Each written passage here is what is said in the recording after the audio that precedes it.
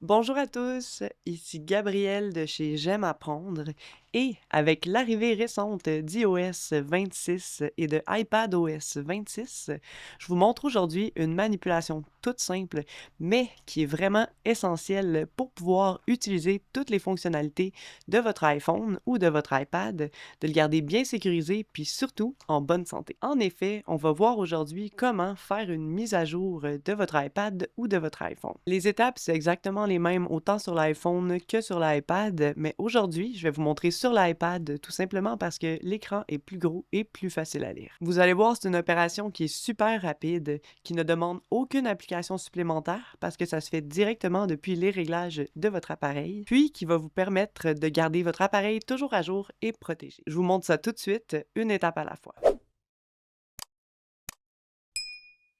D'abord, assurez-vous que votre appareil est bien connecté au Wi-Fi et qu'il a suffisamment de batterie. Idéalement, branchez-le à une prise, ça évite les interruptions. Touchez l'icône Réglages. Dans la colonne de gauche, cliquez sur Général. En haut, choisissez Mise à jour logiciel. À ce moment-là, l'iPad va automatiquement vérifier s'il existe une nouvelle version disponible. Cela peut prendre un moment.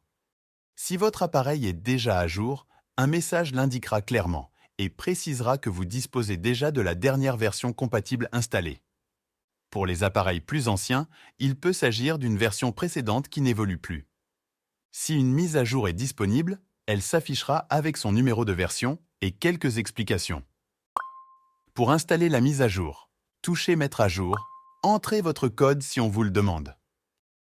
Ensuite, il est possible qu'un écran apparaisse pour vous présenter les conditions d'utilisation. Lisez-les, puis acceptez-les pour poursuivre la mise à jour. L'appareil va alors commencer à télécharger et préparer la mise à jour. Cette étape peut prendre un certain temps, en fonction de la rapidité de votre connexion Internet et de la taille de la mise à jour. Une fois le téléchargement terminé, l'appareil redémarrera automatiquement pour lancer l'installation. Durant ce processus, il est normal que l'appareil redémarre une ou plusieurs fois et affiche le logo Apple à l'écran. N'intervenez surtout pas, ne tentez pas de l'éteindre ni de le débrancher. Tout ce que vous avez à faire, c'est patienter jusqu'à ce que l'installation soit terminée et que l'écran d'accueil réapparaisse. Votre appareil sera alors prêt à fonctionner avec la toute dernière version disponible. Prenez un moment pour explorer les nouveautés et profitez des améliorations qu'apporte cette mise à jour. Merci d'avoir suivi la vidéo jusqu'au bout.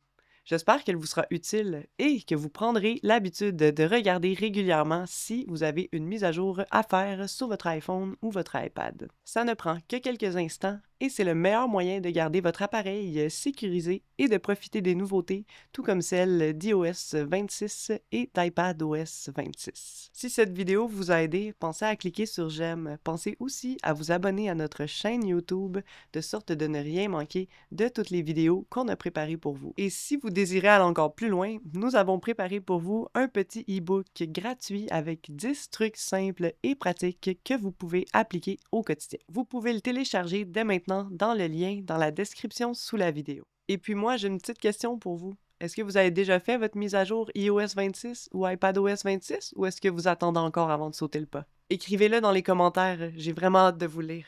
Et puis on se dit à tout bientôt pour une nouvelle astuce J'aime apprendre.